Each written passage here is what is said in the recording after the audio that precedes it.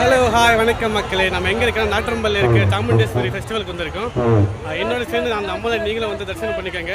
இதோட full video வந்து நம்மளோட யூடியூப் சேனல் இருக்குது, முரளிஸ் வாக்ஸ். Let's go.